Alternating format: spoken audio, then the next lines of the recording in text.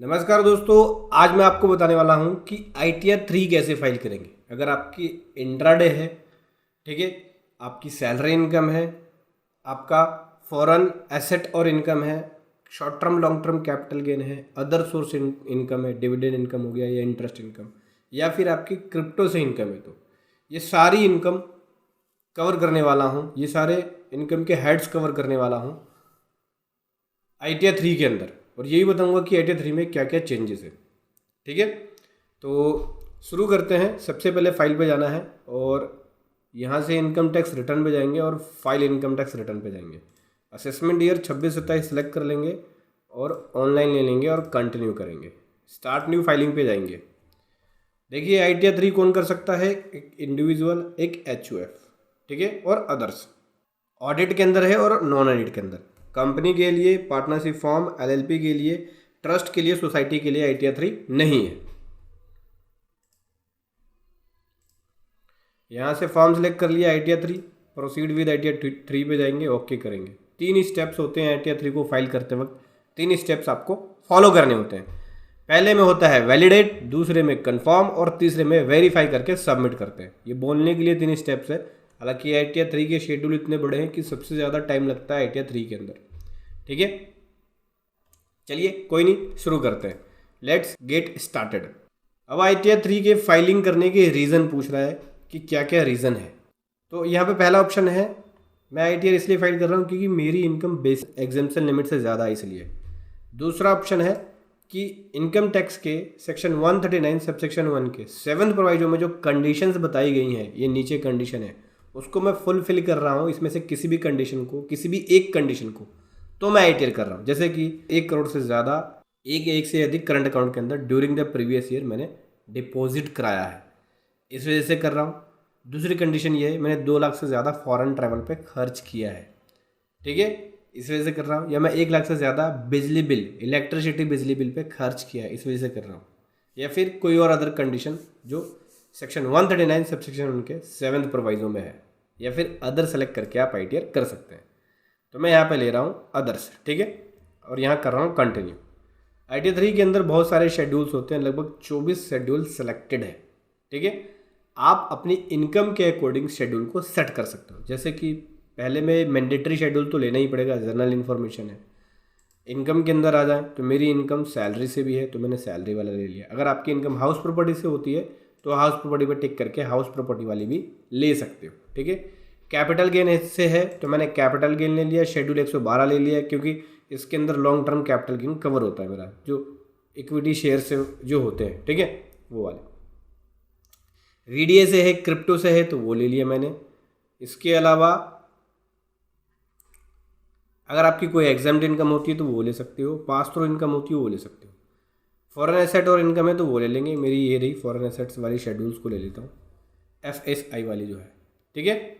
उसके बाद बिजनेस के अंदर बात करें तो बैलेंस शीट की तो ये नॉर्मल सी आ गई, शेड्यूल ECR, शेड्यूल GST। अगर हम GST में रजिस्टर्ड हैं तो ये ले सकते हो आप। बाकी और शेड्यूल जो भी आपके पास आपके ऊपर एप्लीकेबल है वो आप सेलेक्ट कर सकते हो। डेप्रिसिएशन का शेड्यूल एप्लीकेबल है तो वो ले सकते हो। तो डेप्रिसिएशन मेरे में नहीं है तो मैं इसको हटा रहा हूँ, अनटिक कर रहा हूँ। डिडक्शंस, अगर आपके ऊपर डिडक्शंस एप्लीकेबल है या डिडक्शंस आप ले सकते हो, एलिजिबल है तो ले सकते हो या फिर छोड़ सकते हो। तो मैं डिडक्शंस हटा रहा हूँ, मैं न्यू रिज्यूम में ITR कर रहा हूँ, तो कोई भी डिडक्शंस मैं क्लेम, ये मैंडेटरी वाला है, मैंडेटरी वाला तो लेना ही पड़ेगा, ठीक है, हटा दिया। अभी टैक्स में आ जाते हैं। टैक्स में मैंडेटरी ये वाला ऑप्शन है, ई शॉप वाला, ये हटा रहा हूँ। इसके बाद बात करें तो अदर्स के अंदर ये मैंडेटरी AMT ये हटा दो, शेड्यूल AMT हमारे ऊपर एप्लीकेबल नहीं है। FA ये वाला लेंगे जहाँ पे फॉरेन एसेट्स की डिटेल देंगे, ठीक है, कंटिन्यू कर दिया। लगभग सारे शेड्यूल्स मैंने अपने अकॉर्डिंग सेलेक्ट कर लिया, कंटिन्यू कर दिया, कंटिन्यू कर दिया, दोबारा से कंटिन्यू, अपने अकॉर्डिंग शेड्यूल्स को सेट कर लिया कि मेरी इनकम क्या है, अपने इनकम के अकॉर्डिंग शेड्यूल्स को सेट कर लिया, ठीक है। तो ये सारे शेड्यूल्स मेरे सेट हो गए। चलिए एक एक करके इन्फॉर्मेशन भरते हैं, लेकिन सबसे पहले मैं आपको ITR 3 की इन्फॉर्मेशन दे दूं कि ITR 3 की जो ड्यू डेट होगी वो 31 जुलाई नहीं होगी, 31 अगस्त होगी, ठीक है, अगर नॉन ऑडिट केस है तो। और ऑडिट केस है तो उस केस में 31 अक्टूबर होगी ITR 3 की ड्यू डेट, ठीक है। ITR 3 में मेजर चेंजेस ये है कि अब आप F&O की टर्नओवर को, उसकी इनकम को भी रिपोर्ट कर सकते हो, उसका एक सेपरेट शेड्यूल्स है। ठीक है। अगर किसी ने, और इसके अंदर फॉर्म 10I की डिटेल देनी पड़ेगी। किसी भी असेसमेंट ईयर में आपने न्यू से ओल्ड में, ओल्ड से न्यू में गए थे तो उसकी इन्फॉर्मेशन आपको देनी पड़ेगी ITR 3 के अंदर। चलिए शुरू करते हैं। तो सबसे पहले आ गया जनरल इन्फॉर्मेशन। जनरल इन्फॉर्मेशन में पहले होता है बेसिक इन्फॉर्मेशन, पर्सनल इन्फॉर्मेशन, उसके बाद कॉन्टैक्ट डिटेल्स, उसके बाद आता है फाइलिंग डिटेल्स। तो फाइलिंग डिटेल्स में देखो, ये तो अपने अकॉर्डिंग आप चेक कर लेना जो भी आपका है, पर्सनल इन्फॉर्मेशन और कॉन्टैक्ट डिटेल्स। मैं फाइलिंग इन्फॉर्मेशन में बताता हूँ क्या क्या भरना पड़ेगा। सबसे पहले तो ड्यू डेट पूछता है। तो मैंने आपको बताया अगर ऑडिट है तो 31 अक्टूबर, नॉन ऑडिट है तो 31 अगस्त ले सकते हैं। मैंने यहाँ पे 31 अगस्त ले लिया। अब बोलता है कि क्या आपकी इनकम बिजनेस एंड प्रोफेशन से है करंट ईयर में, यस। तो बोलता है कि क्या आपने फॉर्म 10I फाइल किया था ITR 3 या 4 के लिए पीछे के असेसमेंट ईयर में ओल्ड टैक्स रेजिम में जाने के लिए। New tax regime by default था, अगर आप उसको चेंज करके ओल्ड में गए थे पहले किसी भी असेसमेंट ईयर में तो उसकी इन्फॉर्मेशन फिल करनी पड़ेगी, कौन से असेसमेंट ईयर में किया और उसकी एक्नॉलेजमेंट नंबर क्या है। तो मैं यहाँ पे नो कर रहा हूँ। मैं ओल्ड में पहले भी था, मैं न्यू में पहले भी था, जब से न्यू आया और अभी भी न्यू में ही हूँ। उसके बाद बोलता है कि क्या, अगर आपका आंसर नो है तो आपको यहाँ पे सेकंड क्वेश्चन का आंसर देना है। ये बोलता है कि क्या करंट असेसमेंट ईयर में ओल्ड रेजिम में जा रहे हो आप, नहीं, ओल्ड रेजिम में नहीं जा रहा हूँ। अगर ओल्ड रेजिम में जाओगे तो यस करना पड़ेगा, फिर उसके बाद आपको फॉर्म 10I की डिटेल देनी पड़ेगी क्योंकि new tax regime by default है। ठीक है। अभी नो पे टिक कर दिया, आगे बढ़ेंगे। रेजिडेंशियल स्टेटस पूछ रहा है, तो यहाँ पे रेजिडेंट हूँ मैं और पहली वाली कंडीशन 182 डेज वाली कंडीशन को सेटिस्फाइड कर रहा हूँ। क्लेम ले रहे हैं जो बेनिफिट 115H का है, नहीं, नो। किसी कंपनी में डायरेक्टरशिप है आपकी, नहीं, नो। किसी पार्टनरशिप फॉर्म में पार्टनर है, नहीं, नो। किसी अनलिस्टेड इक्विटी शेयर को हेल्ड कर रखा है, नहीं, नो। क्या आप एक FPI है, नहीं, नो। ऑडिट इन्फॉर्मेशन में क्या आपने बुक्स मेंटेन कर रखा है, यस। क्या आप अपनी इनकम 44ADA, 44ADA, 44AB के अंदर दिखा रहे हैं, प्रेजेंटिव सक्सेशन स्कीम की बात कर रहा है, तो नहीं। मैं अपनी जो इनकम दिखा रहा हूँ बेसिकली मैं आपको दिखा देता हूँ, इंट्राडे की थी और इंट्राडे में PNL और बैलेंस शीट है मेरे पास। तो मैं यहाँ पे 44AD में रिपोर्ट नहीं कर रहा हूँ, मैं अपनी इनकम रिपोर्ट कर रहा हूँ नॉर्मल बिजनेस इनकम में, इसलिए यहाँ पे नो लिखूंगा। ठीक है। बोलते कि क्या आपकी टर्नओवर 1 करोड़ से ज़्यादा है, तो मेरी इंट्राडे की जो टर्नओवर है वो 1 करोड़ से ज़्यादा नहीं है, अप टू 1 करोड़ है। तो यहाँ पे ऑप्शन पूछ रहा है अप टू 1 करोड़, क्योंकि देखो ये वाला भी नया है, पिछले ITR में नहीं था अप टू 1 करोड़ वाला। तो मेरी इनकम अप टू 1 करोड़ है। अगर आपकी इनकम 1 करोड़ से और 10 करोड़ के बीच में होती है तो ये लेंगे, और 10 करोड़ से ज़्यादा तो ये लेंगे। तो मेरी इनकम अप टू 1 करोड़ तक है, मतलब टर्नओवर जो है, इनकम नहीं है पर टर्नओवर की बात की गई है। टर्नओवर जो है वो अप टू 1 करोड़ है। अगर आपकी टर्नओवर 1 से 10 के बीच में होती है तो ये वाला लेना है, और 10 से ज़्यादा होती है तो ये वाला लेना है। क्या आपके ऊपर ऑडिट एप्लीकेबल है सेक्शन 44AB के अंदर, नहीं, मेरे पे ऑडिट एप्लीकेबल नहीं है, इसलिए मैंने नो ले लिया। ठीक है। अगर ऑडिट एप्लीकेबल होता है तो येस करके फिर उसकी ऑडिट की इन्फॉर्मेशन देनी पड़ेगी। नेचर ऑफ बिजनेस की बात करें, कहता है कि nature of business and profession, if more than one business profession indicated main activity product. देखो यहाँ पे आपको नेचर ऑफ बिजनेस देना पड़ेगा। नेचर ऑफ बिजनेस का मतलब आप बिजनेस जो इनकम दिखा रहे हो उसका नेचर क्या है, उसका बिजनेस कोड क्या है। तो यहाँ पे वो वाला देना है जो आप 44ADA 44AE में देते हो, उसके अलावा देना है। मतलब 44AD वाली यहाँ नहीं देनी है, नॉर्मल बिजनेस इनकम की आपको नेचर ऑफ बिजनेस देना होगा। तो यहाँ पे मैं क्लिक करूँगा और शेयर ट्रेडिंग वाला ऑप्शन होगा एक, वो सेलेक्ट करेंगे क्योंकि यहाँ पे हम शेयर ट्रेडिंग कर रहे हैं और इंट्राडे हमारा। तो शेयर ट्रेडिंग का जो कोड होगा वो हमें यहाँ सेलेक्ट करना पड़ेगा, फिर उसके बाद वहाँ से इंट्राडे वगैरह ये सब सेलेक्ट करेंगे। सो दोस्तों यहाँ से देख सकते हैं फ्यूचर में ऑप्शन ट्रेडिंग आ गया। यहाँ पे स्पेकुलेटिव ट्रेडिंग है, तो स्पेकुलेटिव ट्रेडिंग इंट्राडे के अंदर काउंट होता है। लोग बिजनेस कोड चुनने में बहुत गलती करते हैं, तो इस वाले पार्ट को ध्यान से करना है। ठीक है। फिर आपको यहाँ पे ट्रेड का नाम यानी बिजनेस का नेम, हालांकि ये इंडिविजुअल, ये सैलरी पर्सन है और यहाँ से ये इंट्राडे कर रहा है, तो intraday as a business income होती है तो इसके अंदर कवर करेगा। ठीक है। यहाँ से नेम ले लिया, सेव पे क्लिक करेंगे।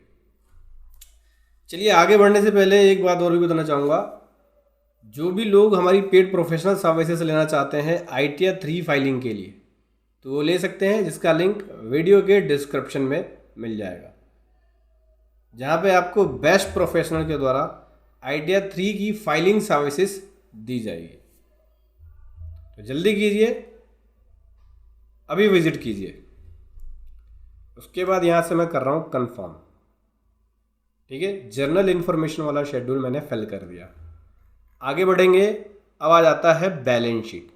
बैलेंस शीट की इन्फॉर्मेशन फिल करनी पड़ेगी, तो मैं आ जाता हूँ बैलेंस शीट पे और थोड़ा सा एक्सप्लेन भी कर देता हूँ। तो देखिए, ये है मैंने बनाया है, मैं इंट्राडे ट्रेडिंग कर रहा हूँ, मतलब एसएससी जो है मेरा जो क्लाइंट है एसएससी, वो इंट्राडे ट्रेडिंग कर रहा है और साथ में सैलरी इनकम भी है, कुछ अदर सोर्स की इनकम भी है, डिविडेंड इनकम भी है, कैपिटल गेन है, long term short term VDA की इनकम भी है। तो सबसे पहले हमें ये बैलेंस शीट प्रिपेयर करना पड़ेगा इंट्राडे ट्रेडिंग के लिए। इसके लिए मेरे पास जो इनकी ट्रेडिंग रिपोर्ट आई थी, मैं दिखाता हूँ, एम स्टॉक की ट्रेडिंग रिपोर्ट आई थी, जहाँ पे इन्होंने ये इंट्राडे किया है। ठीक है, ये ओपन कर लिया। ठीक है, ये इंट्राडे किया है और यहाँ से इसकी बाई वैल्यू सेल वैल्यू है, ये बाई वैल्यू है और ये रही सेल वैल्यू। तो मैंने बाई वैल्यू को, ये रहा बाई वैल्यू को मैंने यहाँ पे पुट कर दिया, ये रहा परचेज के अंदर, परचेज ऑफ इंट्राडे, और सेल वैल्यू को पुट कर दिया सेल ऑफ इंट्राडे में। इसके बीच यहाँ से निकल गया ग्रॉस प्रॉफिट, तो इसका बना ग्रॉस प्रॉफिट, ये ग्रॉस प्रॉफिट आया। फिर एक्सपेंसेस लेस करके नेट प्रॉफिट बना। ठीक है, यहाँ पे मैंने कुछ फॉरेक्स ट्रेडिंग भी ऐड किया है। मैंने फॉरेक्स ट्रेडिंग किया था, तो फॉरेक्स ट्रेडिंग के अंदर बात करूँ तो फॉरेन एसेट और इनकम का पार्ट बन जाता है ये, लेकिन इनकम है तो इनकम को ऑफर भी करना पड़ेगा। तो मैं फॉरेक्स ट्रेडिंग को अपने पीएनएल के अंदर ही ऑफर कर रहा हूँ और ये मेरी इनकम के अंदर ऐड हो रहा है, यानी प्रॉफिट के अंदर जाके ऐड हो रहा है। ठीक है, आपको बताऊंगा कि कैसे फॉरेक्स ट्रेडिंग को या फॉरेन एसेट्स को कहाँ पे डिक्लेयर करना होता है या इनकम को कहाँ डिक्लेयर करना होता है आइडिया 3 के अंदर। अभी आगे बढ़ते हैं। आपको ये समझ में आया बैलेंस शीट कैसे है। ठीक है, पीएनएल में यहाँ पे एक्सपेंसेस जो भी मैंने लिया है वो ऑलरेडी इसके ब्रोकर के स्टेटमेंट में है, जहाँ पे ब्रोकरेज टैक्स अदर चार्जेस और टोटल एसटीटी है, सिक्योरिटी ट्रांजैक्शन टैक्स, जो इसने पेड किया है। उसके बाद ये टर्नओवर निकली है, ये टर्नओवर मैंने बैलेंस शीट में ऑलरेडी यहाँ पे देख सकते हैं पीएनएल में यहाँ पे नीचे रिपोर्ट कर दिया, क्योंकि इसकी रिपोर्टिंग हमें बैलेंस शीट में करनी पड़ेगी। ठीक है, इस वैल्यू को और इस वैल्यू को कहीं रिपोर्ट नहीं करना, हमें यहाँ ग्रॉस प्रॉफिट और टर्नओवर रिपोर्ट करना है। आईटीआर के अंदर बताऊंगा आपको कि कैसे रिपोर्ट करना होगा। बैलेंस शीट पे आ जाते हैं। बैलेंस शीट पे ये इसकी कैपिटल हो गई, जहाँ पे इसकी ओपनिंग कैपिटल थी, बाकी इसकी ये कैपिटल हो गई जहाँ पे प्रॉफिट ऐड हुआ, और कुछ एडिशन भी किए इसने ड्यूरिंग द ईयर, कुछ डेटर्स है, बैंक है, कैश है और अदर एसेट्स है। ठीक है, जहाँ पे डेबिट और क्रेडिट, एसेट साइड और लायबिलिटी साइड दोनों ही इक्वल होनी चाहिए, बैलेंस शीट का डिफरेंस नहीं होना चाहिए। ऐसे ही पीएनएल में डेबिट और क्रेडिट इक्वल होना चाहिए, डिफरेंस नहीं होना चाहिए। ठीक है, आगे बढ़ते हैं। अभी सबसे पहले आ जाता है सोर्स ऑफ फंड, यानी प्रोप्राइटर की कैपिटल की रिपोर्टिंग करनी पड़ेगी। तो प्रोप्राइटर कैपिटल पे आ गया, यहाँ से आ जाता हूँ बैलेंस शीट पे, क्योंकि सबसे पहले बैलेंस शीट मांगा है तो ये मेरी कैपिटल अकाउंट की वैल्यू है। मेरे ख्याल से कॉपी पेस्ट नहीं होगा, टाइप कर लेते हैं। यहाँ से मैंने कैपिटल रिपोर्ट कर दिया, अभी सेव करूँगा। सेव करने के बाद यहाँ से कैपिटल रिपोर्ट करने के बाद इस साइड तो हो गया। फंड के अंदर आते हैं, एप्लीकेशन ऑफ फंड में, जहाँ पे सबसे पहले एसेट पूछ रहा है। एसेट तो कुछ है नहीं, एक बार इसको एडिट वाले बटन पे क्लिक करेंगे, देख सकते हैं क्या क्या डिटेल मांगा है। फिक्स एसेट्स पूछा है तो फिक्स एसेट्स कुछ नहीं है। इसके बाद नीचे करंट एसेट्स में आ जाता है। करंट एसेट्स में सबसे पहले इन्वेंट्री भी नहीं है, डेटर पूछ रहा है। डेटर है हमारे पास, डेटर ये रहा, यहाँ मैं रिपोर्ट करूँगा डेटर को। डेटर है हमारे पास 109,086। ठीक है, उसके बाद यहाँ से है cash in hand. Cash in hand है यहाँ पे मेरे पास 29,678। ठीक है, उसके बाद बैंक बैलेंस की बात करें तो 0 है, और करंट एसेट्स है मेरे पास। करंट एसेट्स ये अदर करंट एसेट्स को यहाँ रिपोर्ट कर दूँगा 615,941। ठीक है, अभी करूँगा सेव। तो सोर्स ऑफ फंड जितना है उतना ही मेरे पास एप्लीकेशन ऑफ फंड है, ये दोनों सेम होने चाहिए। अगर इसमें डिफरेंस होगा तो आईटीआर फाइल नहीं कर पाओगे, एरर शो करेगा। समझ में आया? अभी आगे बढ़ते हैं। अगला आ जाता है मैन्युफैक्चरिंग अकाउंट। तो मैन्युफैक्चरिंग में हमारी कुछ है ही नहीं, तो कंफर्म करके सेव कर देना। फिर आगे आ जाते हैं, अगला पूछ रहा है ट्रेडिंग अकाउंट। ट्रेडिंग है हमारा, क्योंकि हमने यहाँ पे ट्रेडिंग किया है। ठीक है, भले ही आपने स्टॉक से किया हो। देखो, टर्नओवर फ्रॉम इंट्राडे, यहाँ पे आपको रिपोर्ट करना पड़ेगा। तो टर्नओवर इंट्राडे की ये रही मेरी, ये देखिए यहाँ से हटाता हूँ, P&L में मैंने रिपोर्ट कर रखा है, ये रही। तो ये यहाँ पे हमें पुट करना पड़ेगा, कितना है 47333343, ये टर्नओवर आ गई। अब बोलता है इनकम, इनकम कितनी बनी आपकी, तो मैं यहाँ पे ग्रॉस प्रॉफिट दिखाऊंगा क्योंकि एक्सपेंसेस को मैं वहाँ पे लेस करने वाला हूँ। तो 328,980, 328,980, ठीक है। अभी कंफर्म करेंगे।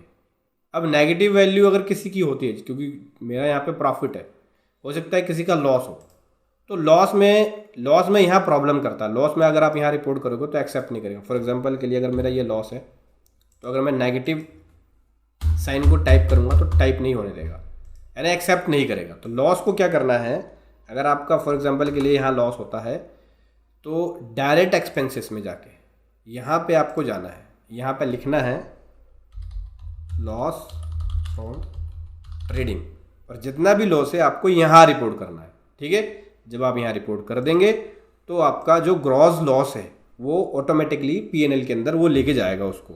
लेकिन अगर प्रॉफिट है तो आपको यहाँ पे रिपोर्ट करना है। ज़्यादातर लोगों को ये पता नहीं है और यहीं पे गलती कर देते हैं, ठीक है। मैंने यहाँ प्रॉफिट रिपोर्ट कर दिया, अभी कंफर्म कर दिया। आगे बढ़ेंगे, ट्रेडिंग अकाउंट हो गया, P&L अकाउंट में आ जाते हैं। अब क्रेडिट के अंदर अगर कोई इनकम है तो क्रेडिट वाले में रिपोर्ट करेंगे, क्रेडिट टू P&L, और एक्सपेंस है तो डेबिट टू P&L में रिपोर्ट करेंगे। तो मेरी इनकम और भी है जो मैंने यहाँ पे ऐड कर रखा है, ये देखिए, प्रॉफिट फ्रॉम फॉरेक्स ट्रेडिंग।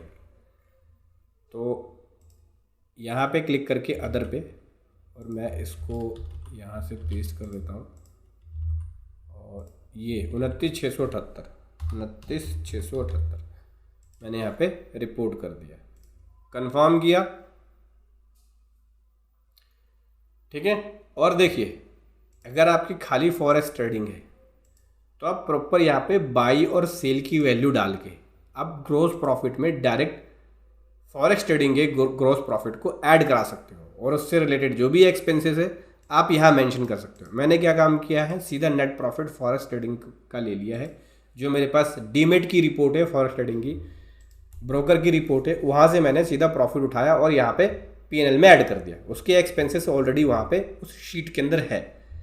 लेकिन अगर आप इसको और थोड़ा अच्छे से करना चाहोगे तो आप यहाँ पे फॉरेक्स ट्रेडिंग की बाई वैल्यू, सेल वैल्यू को रिपोर्ट करके ग्रॉस प्रॉफिट में उसकी एडजस्टमेंट लेके जाओगे, ठीक है, उसका इफेक्ट लेके जाओगे। अगर लॉस होगा तो इसको लेस कर देगा, प्रॉफिट होगा तो ये ऑटोमेटिकली इंक्रीज हो जाएगा। फिर उससे रिलेटेड जो भी एक्सपेंसेस होंगे यहाँ पे आपको ऐड कर देने हैं, ठीक है। अभी आगे बढ़ते हैं, debit to profit and loss account. अब यहाँ रिपोर्ट करूँगा मैं अपने एक्सपेंसेस, ये मेरे एक्सपेंसेस है, 4-5 हेड्स है, तो मैं इसको यहाँ पे अदर एक्सपेंसेस में ऐड करने वाला हूँ क्योंकि इनका नेचर अलग अलग है। जैसे ब्रोकरेज एंड कमीशन का है तो यहाँ पे रिपोर्ट कर दिया, कितना है 5007। एक और ऐड करूँगा, एक्सचेंज ट्रांजैक्शन चार्जेस है, उसको भी मैं यहाँ रिपोर्ट करूँगा, और ये 35528 है, 35528। फिर उसके बाद है यहाँ पे STT, जो STT पेड किया है यहाँ ले लिया। STT कितना है 43014। फिर उसके बाद है इंटरेस्ट पेड हुआ है, तो ये इंटरेस्ट पेड को कॉपी कर रहा हूँ। कितना इंटरेस्ट पेड किया है 136,345 का, ये ले लिया। तो टोटल मेरे जो एक्सपेंसेस है वो 219,894 के हैं, ये देखिए 219,894 मैच हो गया। अभी सेव पे क्लिक करूँगा, और कोई अदर एक्सपेंस हो तो अपने अकॉर्डिंग आप ऐड कर सकते हो। यहाँ पे प्रॉपर एक लिस्ट होती है एक्सपेंसेस की, ऐड पे जाओगे तो यहाँ पे हर तरह के एक्सपेंसेस की लिस्ट है। नेचर नहीं पता तो अदर में ऐड कर सकते हो, जैसे मैंने अभी किया। जब आप ये कर लोगे क्या होगा मैं आपको दिखाता हूँ। ये डेबिट हो गया, इतना नेट प्रॉफिट डेबिट हो गया, इसके अंदर डेबिट होगा। एडिट पे जाएंगे तो डेबिट की डिटेल दिखाएगा। एडिट पे जाने के बाद ये आ जाते हैं, यहाँ आ जाओ। अदर एक्सपेंस को जब आप ऑन करोगे देख सकते हैं 219, ठीक है। तो नेट प्रॉफिट बना रहा है 1,38,764 रुपये की। हमारी बैलेंस शीट में आ जाते हैं, ये देखिए 1,38,764, यहाँ कितना बना रहा है 1,38,764, यानी मेरा नेट प्रॉफिट मैच हो गया इस शेड्यूल के हिसाब से, पीएनएल के अकॉर्डिंग। अभी कंफर्म कर दूंगा। देखिए एक और यहाँ पे मज़े की चीज़ दिखाता हूँ, एक इन्फॉर्मेशन और मांगी है नॉन रेजिडेंट के लिए। अगर कोई नॉन रेजिडेंट है और उसकी कोई स्पेकुलेटिव एक्टिविटीज़ है तो उसको यहाँ पे उस तरह की एक्टिविटीज़ को रिपोर्ट करना पड़ेगा, ठीक है। और स्पेकुलेटिव एक्टिविटीज़ के लिए एक और भी ऑप्शन है, यहाँ पे देखिए, अगर आप बुक्स मेंटेन नहीं कर रहे हो तो टर्नओवर स्पेकुलेटिव एक्टिविटी की यहाँ पे दिखाएंगे, ग्रॉस प्रॉफिट कितना है वो दिखाओगे, एक्सपेंसेस कितना है वो दिखाओगे, ठीक है। कंफर्म कर देंगे, आगे बढ़ेंगे। अदर इंफॉर्मेशन में पूछ रहा है अकाउंटिंग मेथड मर्केंटाइल हो गया, मैंने मेथड को कोई चेंज नहीं किया है, ठीक है। कंफर्म कर देंगे इस शेड्यूल को भी। शेड्यूल सैलरी, अब सैलरी की इन्फॉर्मेशन यहाँ फिल करनी पड़ेगी, जहाँ से मैं सैलरी ले रहा हूँ उसकी इन्फॉर्मेशन, जैसे उसका नाम, एड्रेस, टैन नंबर, ये सब। तो चलिए फिल कर लेते हैं।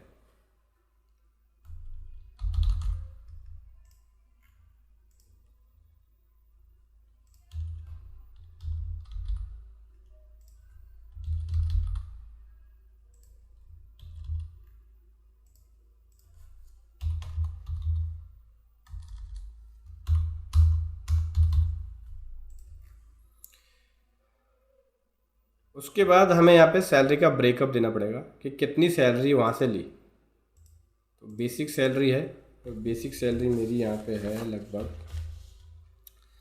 3,25,410, ठीक है। ये मैंने रिपोर्ट किया। उसके बाद यहाँ मिलेगा मुझे स्टैंडर्ड डिडक्शन, सेव करने के बाद पता चलेगा स्टैंडर्ड डिडक्शन कितना मिलता है। ये देखिए 3,25,000 की सैलरी हो गई और 75,000 का डिडक्शन मिल गया, यानी मेरी नेट सैलरी जो हो गई 2,50,410 रुपये की हो गई स्टैंडर्ड डिडक्शन लेस करने के बाद, ठीक है। सैलरी रिपोर्ट कर दिया। बीपी में आ जाते हैं। बिजनेस एंड प्रोफेशन से मेरी इनकम बना रहा है ये 3,28,980 की। स्पेकुलेटिव बिजनेस इनकम 3,28,980 बना है, और income chargeable under the profit and gain from business and profession वो 1,38 बना है। अभी कंफर्म करेंगे।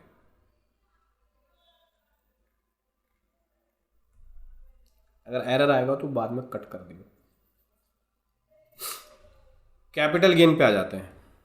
कैपिटल गेन मेरे पास शॉर्ट टर्म भी है, लॉन्ग टर्म भी है। सबसे पहले शॉर्ट टर्म पे आ जाता हूँ।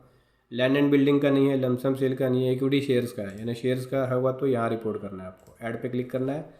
सबसे पहले तो अदर्स कर लेंगे। पहले फुल वैल्यू ऑफ कंसिडरेशन पूछ रहा है, तो मैं शॉर्ट टर्म कैपिटल गेन पर निकाल लेता हूँ मेरी कितनी। तो सबसे पहले यहाँ पे कंसिडरेशन वैल्यू है, और कंसिडरेशन वैल्यू है मेरी यहाँ पे 45,781 की, और कॉस्ट ऑफ एक्विजिशन है यानी परचेज वैल्यू वो 85,412 की है, यानी मुझे यहाँ पे शॉर्ट टर्म कैपिटल गेन में लॉस हो रहा है, ठीक है। सेव कर दिया।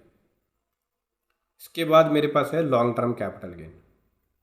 लॉन्ग टर्म कैपिटल गेन है तो आपको लॉन्ग टर्म वाला यहाँ रिपोर्ट करना होता है, लेकिन अगर आपका शेयर से है तो शेड्यूल 112A देना पड़ेगा। कंफर्म करके शेड्यूल 112A पे चले जाते हैं, क्योंकि वहाँ पे मुझे अपनी लॉन्ग टर्म वाली शेयर्स वाली यहाँ रिपोर्ट करनी पड़ेगी। फिर कैपिटल गेन में भी जाएंगे, एक दो रिपोर्टिंग हो रहे वो मैं आपको बताऊँगा आफ्टर 31 जनवरी 2018 के बाद की है। तो यहाँ पे फुल वैल्यू ऑफ कंसिडरेशन पूछ रहा है लॉन्ग टर्म के अंदर, ठीक है। शॉर्ट टर्म लॉन्ग टर्म आपकी जो डीमेट अकाउंट की रिपोर्ट है, ब्रोकर की रिपोर्ट, उसमें आपको बता देगा कितनी आपकी शॉर्ट टर्म है कितनी लॉन्ग टर्म है, तो उसके अकॉर्डिंग आप लेके यहाँ पे रिपोर्ट कर सकते हो। सबसे पहले मैं यहाँ पे सेल वैल्यू पुट कर रहा हूँ, यानी कंसिडरेशन वाले के अंदर फुल वैल्यू ऑफ कंसिडरेशन में सेल वैल्यू पुट करना होता है। 251,041, ये मेरी सेल वैल्यू है। कॉस्ट ऑफ एक्विजिशन की बात करें तो यहाँ पे परचेज वैल्यू पुट करना होता है। तो परचेज वैल्यू मेरी यहाँ पे है 154,014, लगभग 97,000 का प्रॉफिट है। लेकिन मेरा जो लॉस है शॉर्ट टर्म से वो इससे एडजस्ट कर देगा, तो नेट कैपिटल गेन निकालेगा एडजस्ट करने के बाद। मैं आपको दिखाता हूँ, देखिए नेट कैपिटल गेन इसने बनाया है, जहाँ पे शॉर्ट टर्म तो है मेरे पास नेगेटिव में, ये देख सकते हैं ये नेगेटिव में बना, और लॉन्ग टर्म मेरे पास कहाँ गया भैया, ये लॉन्ग टर्म ये बना पॉजिटिव में। शेयर्स वाले कॉलम में देखिएगा, यहाँ देखिए पॉजिटिव।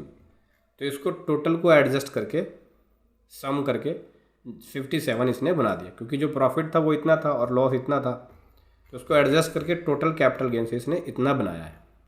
ठीक है, अभी वीडीए की बात कर लेता हूँ, क्योंकि वीडीए की भी रिपोर्टिंग करनी पड़ेगी। अभी शॉर्ट टर्म कैपिटल गेन में एक रिपोर्टिंग और करनी होगी शेड्यूल सीजी में, वो मैं आपको सबसे लास्ट में बताऊंगा। सबसे पहले वीडियो पे आ जाते हैं, क्योंकि वीडीए भी एक कैपिटल गेन का पार्ट है। तो वर्चुअल डिजिटल एसेट्स मतलब क्रिप्टो करेंसी, इसके अंदर आपको रिपोर्ट करनी होगी। ऐड ब्रेकअप वैल्यू पे क्लिक करेंगे। अच्छा, यहाँ पे जो रिपोर्ट करनी होती है, अगर आपके पास ट्रांजेक्शन रिपोर्ट है तो हर एक ट्रांजेक्शन की रिपोर्टिंग करनी पड़ेगी डेट बाई डेट, या फिर आप उसको फिल्टर करके अलग से बनाओ और वहाँ पे प्रॉफिट को एक तरफ लिखो, लॉस को एक तरफ लिखो और प्रॉफिट का सम डाल दो, और यहाँ पे डेटे डिफाइन कर दो, फाइनेंशियल ईयर की स्टार्टिंग डेट और फाइनेंशियल ईयर की क्लोजिंग डेट। ठीक है, तो सारे प्रॉफिट वाले पे टैक्स देना पड़ेगा, लॉस वाले का कुछ नहीं कर सकते। लॉस वाले को बस आप यहाँ पे रिपोर्ट कर सकते हो। ठीक है, तो मैं यहाँ पे वीडीए रिपोर्ट कर रहा हूँ।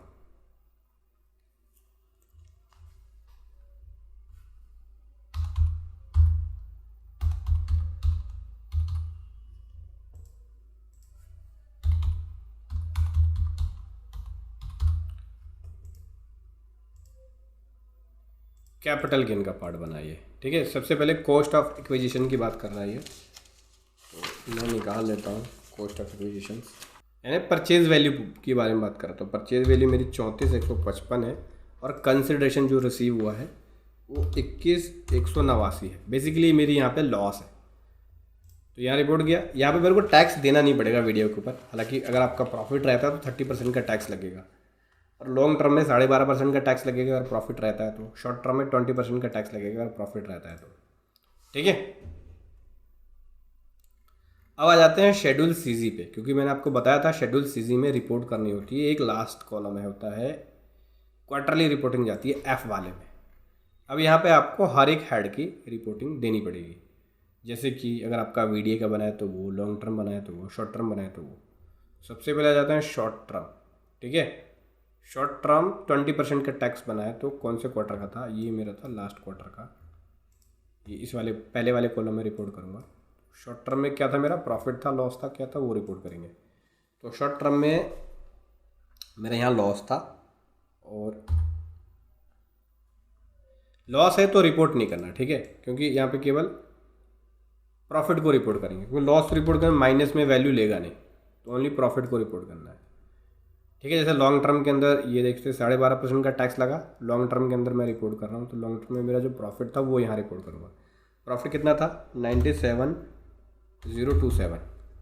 ठीक है, इसी प्रकार से अगर वीडीए में आपका प्रॉफिट है तो वो रिपोर्ट करेंगे, और वीडीए में 30% का टैक्स लगता है, ये आपको दिखाता हूँ, ये रहा short term capital gain 30%, 1 minute, 12%, ये है वीडियो का, ये है। यहाँ भी लॉस को नहीं लेगा, अगर आप माइनस में वैल्यू पुट करेंगे तो नहीं लेगा, प्रॉफिट को लेगा ओनली। ठीक है, कंफर्म पे क्लिक कर दिया। अभी अदर सोर्स की इनकम के बारे में पूछ रहा है, तो अदर सोर्स की इनकम में जो आपकी इंटरेस्ट इनकम है, डिविडेंड इनकम है, वो सारी इनकम आपको यहाँ रिपोर्ट करनी पड़ेगी। जैसा कि देख सकते हैं, इस पर क्लिक करूँगा तो यहाँ पे डिविडेंड इनकम का लिए पूछ रहा है। अगर आपकी डिविडेंड इनकम है तो आप दे सकते हैं, मेरी यहाँ पे डिविडेंड इनकम नहीं है। अगर आपकी रहती है तो यहाँ पे रिपोर्ट कर सकते हैं। इसके अलावा बाई बैक ऑफ शेयर्स का है, तो बाई बैक ऑफ शेयर्स के लिए ये वाले ऑप्शन है। ठीक है, ये वाले ऑप्शन है, अकॉर्डिंग टू सिचुएशन उसके अकॉर्डिंग चलेगा। ठीक है, इसके बाद बात करें तो सेविंग अकाउंट का इंटरेस्ट ये आ गया, एफडी का इंटरेस्ट ये आ गया, और कोई अदर इनकम होती है तो वो आप यहाँ पे रिपोर्ट कर सकते हो। ये ऐड ब्रेकअप पे जाके यहाँ पे नेचर भी डिफाइन कर सकते हो। सॉरी, आ गया ये रहा, ऐड ब्रेकअप पे जाके यहाँ पे नेचर डिफाइन कर सकते हो कि किससे रिलेटेड आपकी इनकम है, अदर सोर्स की। सेव पे क्लिक कर दिया, आगे बढ़ेंगे। अदर सोर्स की इनकम दे दी मैंने, कंफर्म कर रहा हूँ। कैरी फॉरवर्ड लॉसेस, ये भी बहुत मोस्ट इंपॉर्टेंट है। अगर आपका लॉस कुछ बनता है तो उसको आप कैरी फॉरवर्ड करेंगे। ठीक है, तो ये मेरी सैलरी से इनकम बन गई, ये स्पेकुलेटिव एक्टिविटीज़ आ गई, लॉन्ग टर्म कैपिटल गेन आ गया, और ये net income chargeable special rate के अकॉर्डिंग जो चार्जेबल रहेगा वो ये आ गया। सॉरी, अदर सोर्स की इनकम मेरी आ गई। ठीक है, तो लॉस तो कुछ बना ही नहीं मेरा, तो मेरे कुछ लॉस जो था, जो शॉर्ट टर्म का लॉस था वो लॉन्ग टर्म से एडजस्ट हो गया। तो कुछ ऐसा लॉस है नहीं, मैं कैरी फॉरवर्ड कर रहा हूँ। अगर आपका रहता है तो ऑटोमेटिकली जब आप इंट्राडे में लॉस रिपोर्ट करेंगे तो यहाँ पे आ जाएगा, फिर उसके बाद उसी के अकॉर्डिंग होगा। ब्रॉड फॉरवर्ड लॉसेस में पिछले साल का कोई लॉस था वो आएगा, तो अगर आपने पिछले साल कोई लॉस रिपोर्ट किया होगा तो उसकी रिपोर्टिंग यहाँ पे आएगी। फ्यूचर ईयर में आपका ये कैरी फॉरवर्ड होगा लॉस, अगर कहीं लॉस बनता है तो। मेरा यहाँ पे कोई भी लॉस नहीं है। आगे बात करें तो AMTC की बात कर रहा है, टैक्स क्रेडिट के बारे में, तो ये भी एप्लीकेबल नहीं है हमारे पास। स्पेशल रेट की इनकम के बारे में बोल रहा है, तो वही लॉन्ग टर्म कैपिटल गेन था, ये देख सकते हैं ये वाला, ये स्पेशल रेट की इनकम है, लेकिन एग्जाम्पशन मिलने की वजह से इसके ऊपर भी टैक्स लगेगा नहीं, क्योंकि 1,25,000 तक की अगर आपकी इनकम लॉन्ग टर्म से बनती है तो ज़ीरो टैक्स लगेगा, देना नहीं पड़ेगा टैक्स। IF की बात करें तो फॉर्म से रिलेटेड पूछ रहा है, फॉर्म के अंदर अगर पार्टनर होंगे तो IF में रिपोर्ट करना होगा। डिडक्शन के बारे में पूछ रहा है, डिडक्शन से मैं कुछ ले नहीं रहा, इसको भी एक्सेप्ट कर लिया, कंफर्म कर दिया। FSI की बारे में पूछ रहा है, तो फॉरेन सोर्स से जो आपकी इनकम बनी उसकी रिपोर्टिंग देंगे, ठीक है। तो सबसे पहले तो आपको कंट्री कोड देना पड़ेगा, यहाँ पे कंट्री कोड सेलेक्ट करेंगे, यूनाइटेड स्टेट ऑफ अमेरिका है मेरा, उसका कंट्री कोड 2 नंबर है, तो 2 नंबर आ जाए।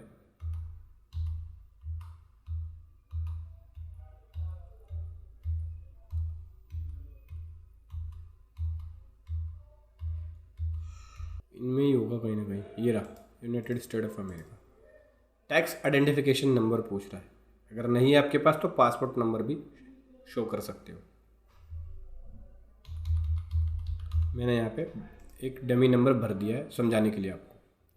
हेड ऑफ इनकम, तो यहाँ जो फॉरेन सोर्स से इनकम बनी है उसकी एक रिपोर्ट तैयार करी मैंने, देख सकते हैं ये रिपोर्ट है, जहाँ पे फॉरेक्स ट्रेडिंग कर रहा हूँ मैं, तो फॉरेक्स ट्रेडिंग में मेरी फॉरेन सोर्स से इनकम बनी है, कुछ होल्डिंग्स भी है, उसके अकॉर्डिंग मैं रिपोर्ट करूँगा। यहाँ पे मेरी देख सकते हैं ओपनिंग बैलेंस तो ये आ गया, ये closing balance, peak value balance ये है, ये FI वाले शेड्यूल में देना पड़ेगा, और ये प्रॉफिट बना है तो ये FSI के अंदर शेड्यूल के अंदर देंगे। तो प्रॉफिट 29,678 का बना था, जो कि बिजनेस इनकम में मैंने शो किया था, capital gain business in professions.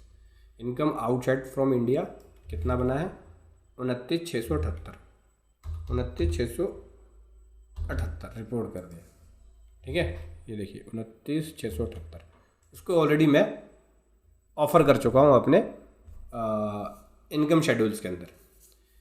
Tax कितना पेड किया, तो अगर आपका कुछ टैक्स कटा है और आपने टैक्स पेड किया है तो उस टैक्स की इन्फॉर्मेशन यहाँ फिल कर सकते हो और इसका टैक्स का रिलीफ भी क्लेम कर सकते हो, ठीक है। उसके लिए आपको फॉर्म 67 फाइल करना होता है, तभी रिलीफ मिलेगा। तो मैं रिलीफ क्लेम नहीं कर रहा, और जो मैंने टैक्स पेड किया तो यहाँ पे मैं फिल नहीं कर रहा। अगर आपने पे किया है तो उसको फिल करोगे और उसके अकॉर्डिंग उसका रिलीफ ले सकते हो। यहाँ पे आपको डबल टैक्सेशन अवॉइडेंस एग्रीमेंट का बेनिफिट मिल जाता है। अगर आप किसी कंट्री में टैक्स पेड कर रहे हो तो इंडिया के अंदर उसका टैक्स पेड नहीं करना पड़ेगा, उसका यहाँ पे आपको रिलीफ मिलेगा, ठीक है। तो मैं यहाँ पे रिलीफ नहीं ले रहा, केवल मैंने रिपोर्टिंग करी अपनी इनकम की, केवल मैंने रिपोर्टिंग करी अपनी इनकम की, कंफर्म कर दिया। आगे बढ़ रहे हैं, FA के अंदर आ जाते हैं। शेड्यूल FA यानी फॉरेन एसेट और इनकम के अंदर रिपोर्ट करना होगा इसको। चूँकि यहाँ पे मैं फॉरेक्स ट्रेडिंग कर रहा हूँ, जो कि फॉरेक्स ट्रेडिंग के अंदर क्या है, शेयर से रिलेटेड है, तो मैं A3 में इसकी रिपोर्टिंग करने वाला हूँ, ठीक है। सबसे पहले वही कंट्री कोड पूछेगा, तो जैसा कि मैंने आपको बताया था 2 नंबर कंट्री कोड है इसका, यूनाइटेड स्टेट ऑफ अमेरिका। जहाँ पे यूनाइटेड से शुरू हो जाएंगे ना कंट्रीज़, वहीं मिलेगा आपको। ये देखिए 2 number. Name of entity, entity का नेम हो गया यहाँ पे, यहाँ से रिपोर्ट कर लेंगे, ये रहा, कॉपी करके यहाँ पेस्ट कर दिया मैंने एंटिटी का नेम।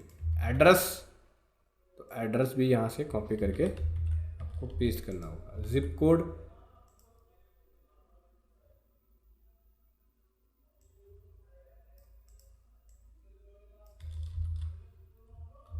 जिप कोड मुझे पता नहीं है, तो मैं इसी कोड को, जिप कोड को रिपोर्ट कर सकता हूँ, अपने अकॉर्डिंग रिपोर्ट कर सकते हो, ठीक है। अब नेचर ऑफ एंटिटी पूछ रहा है, तो एंटिटी का नेचर तो हमें पता नहीं है क्या है, प्राइवेट लिमिटेड कंपनी है, कंपनी है, अब क्योंकि वहाँ के लॉ के हिसाब से होगा। अब यहाँ पे चलता है तो यहाँ पे प्रोप्राइटरशिप, प्राइवेट लिमिटेड कंपनी, ये सब हम मेंशन करते हैं। तो यहाँ पे मेरे पास इन्फॉर्मेशन है नहीं, तो मैं NA कर रहा हूँ यहाँ, ठीक है।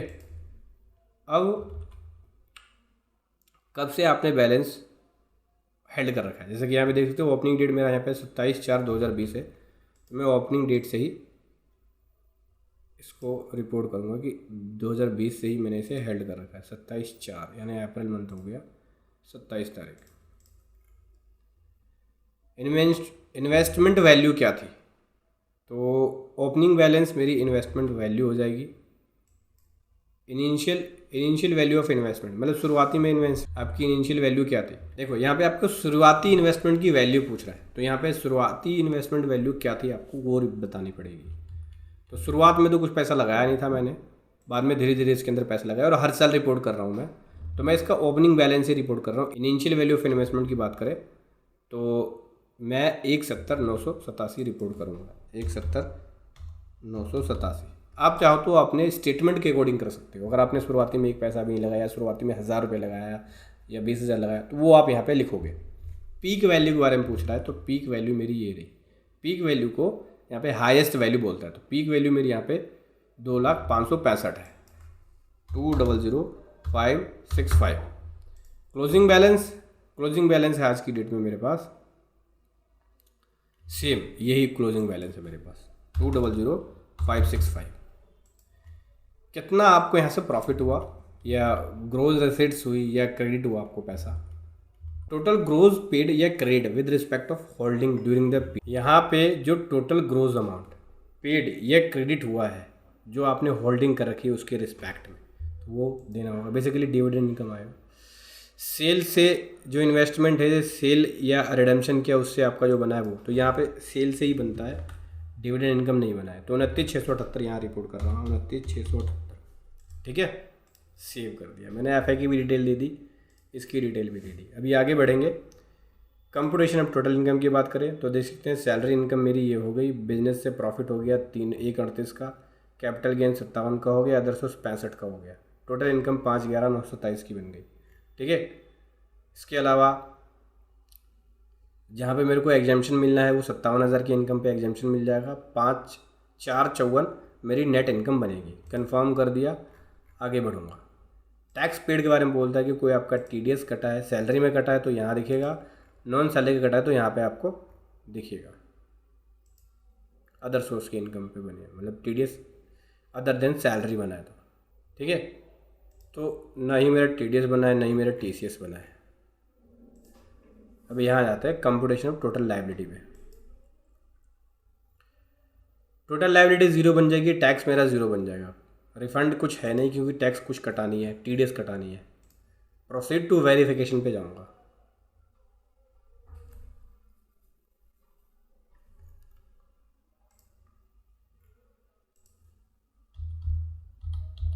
यहाँ प्लेस लिख के प्रोसीड टू वैलिडेशन पे चले जाएंगे।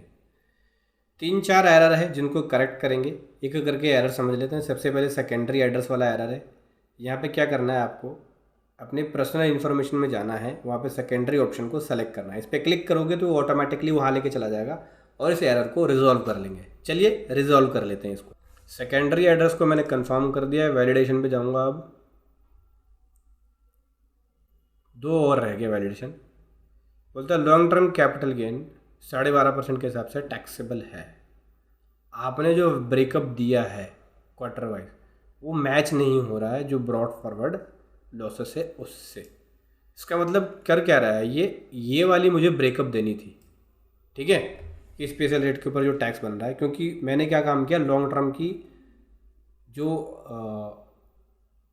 प्रॉफिट था वो वाली रिपोर्ट मैंने कर दिया कैपिटल गेन के अंदर, जबकि नेट वैल्यू जो मेरी जा रही है आगे वो रिपोर्ट करना है, यानी 57,396 रिपोर्ट करना है। ऐप में जाऊँगा। लॉन्ग टर्म में मैंने क्या काम किया था कि जितनी मेरी टोटल लॉन्ग टर्म से रिपोर्ट इनकम बनी थी वो रिपोर्ट कर दिया था, जबकि मुझे ये रिपोर्ट करना है 57,396। इसको यहाँ रिपोर्ट करूँगा, कंफर्म करूँगा, फिर गो टू वैलिडेशन पे जाऊँगा। ये बहुत इंपॉर्टेंट पार्ट है, इसको अगर आप ठीक करोगे तभी ITR फाइल होगी। अगर यहाँ गलती कर दी तो ITR भी फाइल नहीं होगी आपकी। अब यहाँ पे देखो क्या बोलता है, कहता है कि whether any tax paid outside India on which tax relief was allow in India has been refundable या credit to foreign tax authority? If yes provide the below details. Select whether tax paid outside India. अभी बोलता है कि आपका जो tax relief वाला schedules है ना, वहाँ पे आपको येस या नो सेलेक्ट करना है। क्या आपने टैक्स पेड किया है, क्या उसका रिलीफ लेना है? तो मैं नो पे टिक कर रहा हूँ। ठीक है, मैं रिलीफ नहीं ले रहा, टैक्स पेड किया है लेकिन मैं रिलीफ नहीं ले रहा, इसलिए नो कर दिया। क्योंकि अगर मैं टैक्स का रिलीफ लूँगा तो शेड्यूल TR भरना पड़ेगा और फिर फॉर्म 67 भरना पड़ेगा। देख सकते हैं वैलिडेशन सक्सेसफुली हो गया। ये वैलिडेशन वाला पार्ट ही सबसे मोस्ट इंपॉर्टेंट है, क्योंकि ज़्यादातर लोग यहीं आके अटक जाते हैं। इसको बड़े ध्यान से करना है, ठीक है। अभी क्या करेंगे, प्रीव्यू रिटर्न पे जाएंगे, रिटर्न का प्रीव्यू आ गया, प्रोसीड टू वैलिडेशन पे जाएंगे और देख सकते हैं वैलिडेशन सक्सेसफुली है। बस इसको प्रोसीड टू वेरिफिकेशन पे जाके E-वेरीफाई नाउ पे जाएंगे और यहाँ से आपको अगर आधार OTP से वेरीफाई करना है तो इस पर क्लिक कर सकते हो आप, DSC से करना है तो इस पर कर सकते हो आप, ठीक है। इसको करने के बाद कंटिन्यू करेंगे और उसके बाद आपकी ITR 3 हो जाएगी फाइल। तो समझ गए दोस्तों, ऐसे आपको ITR 3 फाइल करना है स्टेप बाय स्टेप। वीडियो कैसी लगी ज़रूर बताएं। Thank you so much. जय हिंद, वंदे मातरम।